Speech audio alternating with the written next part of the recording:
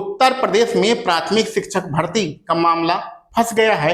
Academic गुणांक जो है वह आपकी भर्ती को लेट कर रहा है।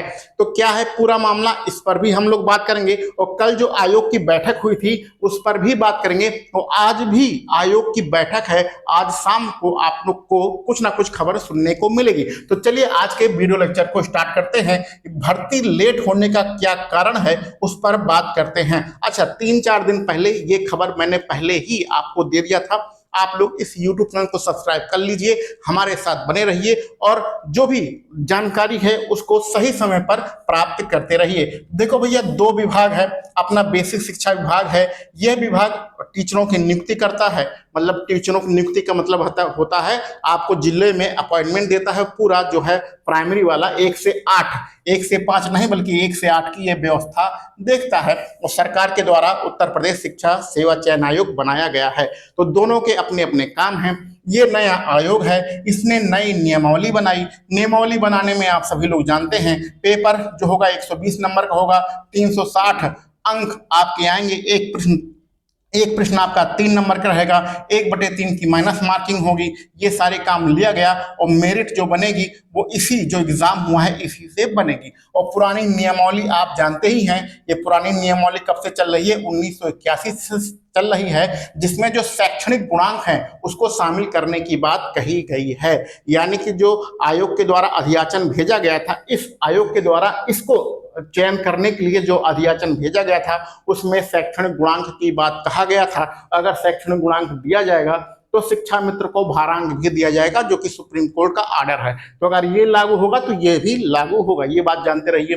लेकिन इनकी नियमावली में कुछ और मामला है। तो यहाँ पर बात गई फंस कहाँ गई, एकेडमिक गुणांक को लेकर बात फंस गई। इसको हटाया जाए या फिर रखा जाए, तो किसी ना किसी डिपार्टमेंट को पीछे हटना ही पड़ेगा। अगर ये अपनी नियमावली में परिवर्तन करता है तो नियमावली में परिवर्तन करना बहुत आसान नहीं होता है। आपको पता है, जो अपने राज्यपाल होते हैं उन्हें अध्यादेश निकालना पड़ता है, विधानसभा में पास कराना पड़ता है। तो वो बात की बात है, 6 महीने के अंदर कभी भी पास करा सकते हैं। लेकिन नियमावली में परिवर्तन कोई इतने आसान काम नहीं है। और इसी प्रकार इसकी जो नियमावली है इसमें भी परिवर्तन करने के लिए कुछ ना कुछ स्पेशल करना पड़ेगा।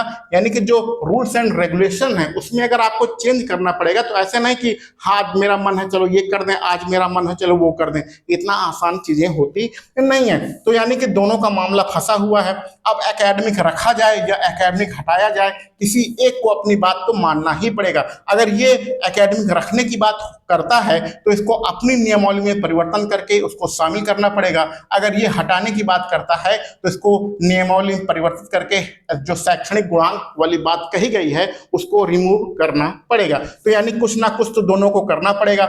इसके लिए कल बैठक हुई थी कि क्या किया जाए क्या ना किया जाए, और कल की बैठक में हमारे अध्यक्ष महोदय ही शामिल नहीं थे। तो बैठक भी हुई, बहस हुई, चर्चा हुई, लेकिन जो फाइनल डिसीजन है वह नहीं आ पाया। और आज भी आयोग की बैठक है, आज भी आयोग की बैठक है, लेकिन इस पर जो आज का मुद्दा है वो स्पेशल टेट वाला मुद्दा है और जो अन्य भर्तियां हैं उनके ऊपर मुद्दा है। और ये वाली बात भी आज होगी। स्पेशल टेट जो है वो टीचरों के लिए है, जो पहले से कार्यरत टीचर हैं उनके लिए स्पेशल टेट का आयोजन कैसे कराया जाए वो आज की बैठक का मुद्दा है। इस पर भी बात होगी। और इसके अलावा जो अन्य भर्तियां हैं टीजीटी पीजीटी वाली, असिस्टेंट प्रोफेसर वाली, उस पर भी बात होगी। तो आज की बैठक का यह मुद्दा है।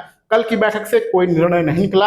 आज देखते हैं शाम तक क्या खबर आती है, इस पर बात करते हैं। अब एक महत्वपूर्ण मुद्दे पर बात करते हैं। आपको पता है नगरीय क्षेत्र के 11,508 पदों पर भर्ती यही वाला आयोग करेगा।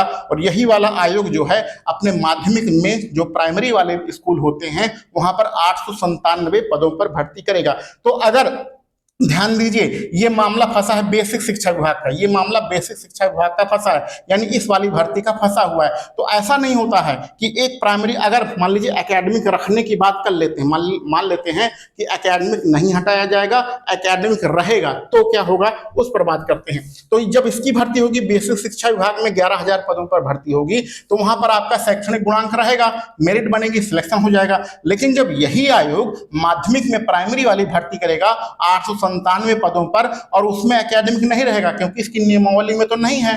तो ऐसा थोड़ी होता है कि 1 से 5 प्राइमरी की भर्ती 2 विभागों में हो रही है और दोनों में अलग अलग नियम लागू किया जाए, ऐसा तो नहीं होगा ना। तो अगर इसमें शामिल होगा तो इसमें भी शामिल होगा, अगर इसमें हटेगा तो इसमें तो पहले से ही हटाया ही गया है। तो कहने का मतलब है कि एकेडमिक हटेगा या एकेडमिक रहेगा, अगर इसकी बात करें तो एकेडमिक हटने के चांस ज़्यादा हैं, क्योंकि जो नई भर्तियां हैं उसको दूसरे विभाग में भी भर्तियां करनी है। माध्यमिक में 1 से 5 प्राइमरी वाली भर्ती करनी है, एडेड कॉलेज में भर्ती करनी है प्राइमरी वाली, और इसी प्रकार आपका LT ग्रेड वाला जो होता है विज्ञापन, यानी जिसको लोक सेवा आयोग करता है, वो शिक्षा सेवा चयन आयोग नहीं करेगा, लोक सेवा आयोग करेगा, उसमें भी जो प्राइमरी वाले स्कूल हैं 1 से 5 उसकी भी भर्ती करना है। और ये सारी चीजें हमने अपने पुराने वीडियो लेक्चर में बहुत डिटेल में समझाया है कि अब प्राइमरी में 1 नहीं बल्कि 2 भर्तियां आएंगी, और छोटी छोटी चीजें आपको प्रत्येक वीडियो लेक्चर में समझाते ही हैं। तो यहाँ पर एकेडमिक हटना है या एकेडमिक नहीं हटना है, ये 2 विभागों को मिलकर डिसाइड करना है, और दोनों चीजें इतनी आसान नहीं है। और ये एकेडमिक का जो भी निर्णय होगा वो इतनी जल्दी नहीं हो पाएगा। अगर एकेडमिक हटा, मान ली घोषणा कर दिया गया कि एकेडमिक हटा दिया जाएगा, तो एकेडमिक हटा दिया जाएगा तो इनको अपनी ये जो नियमावली है ये तो सही है, और इसकी नियमावली में परिवर्तन करना पड़ेगा जिसमें समय लगेगा। अगर कहा जाता है कि एकेडमिक रखेगा तो रखेगा, तो यानी कि ये जो विभाग है इसको अपनी नियमावली में परिवर्तन करना पड़ेगा, जो कि समय लगेगा। जो कैबिनेट होता है, विधानसभा जो होती है, कैबिनेट जो होता है उसकी मंजूरी चाहिए, और फिर विधानसभा में पास भी होना चाहिए।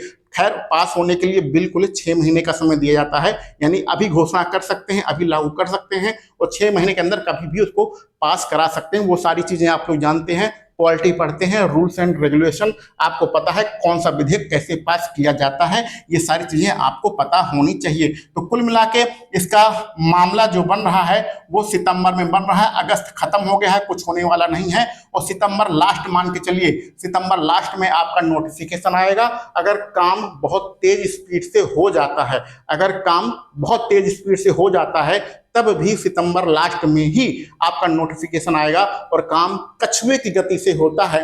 तो अपना